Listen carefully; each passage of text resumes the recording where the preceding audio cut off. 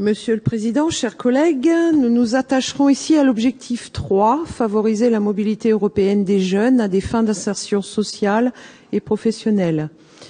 Nous ne sommes pas par principe opposés à la mobilité internationale des jeunes, à l'image du programme Erasmus+, qui, au vu des témoignages qui nous ont été adressés, semble répondre aux réelles attentes des jeunes qui en bénéficient.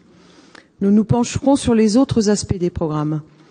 Ce n'est pas le rôle de la région de mener une politique à l'échelle internationale. Nous sommes contre le morcellement des nations en régions-États selon le modèle fédéral allemand.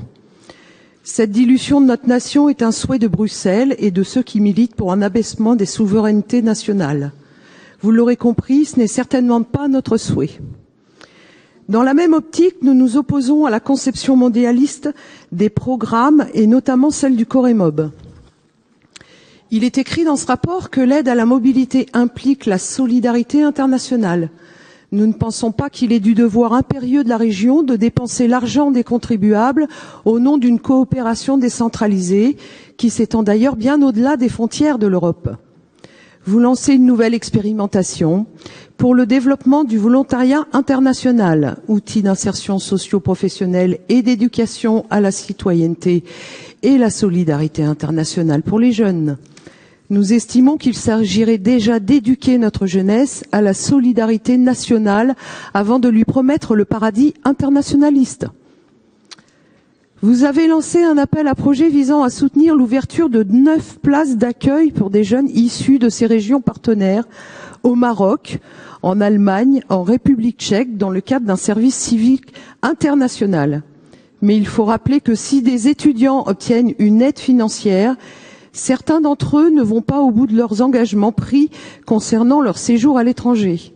Or, la région paye, mais ne vérifie pas le bon usage de l'argent dépensé. Nous refusons là d'octroyer un chèque en blanc. Pire, certains étudiants ne reviennent pas en France au bout de leur séjour car ils pensent, à tort ou à raison, qu'ils ont de meilleures perspectives à l'étranger qu'en France.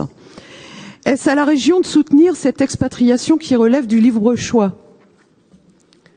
L'argent de la région doit au contraire soutenir le système universitaire et éducatif de la région, pas celui de l'étranger. Si un étudiant ne revient pas, il devrait rembourser l'aide reçue. Actuellement, ce n'est pas le cas. La région ne vérifie pas vraiment si le séjour à l'étranger est vraiment adapté au parcours professionnel du jeune. Et c'est bien la conception actuelle des aides à la mobilité internationale qui nous semble ici profondément viciée. Le Conseil régional n'est pas une agence de voyage et nous ne saurions accepter que de tels programmes servent à la propagande euromondialiste d'un service civique international avec peu d'apports concrets en termes d'apprentissage et à la propagande bruxelloise visant à faire accepter des conditions de travail au rabais en France, car il y a pire ailleurs. Une saine coopération avec nos voisins européens est bien évidemment souhaitable. Et nous l'avons dit, il en existe des exemples fructueux.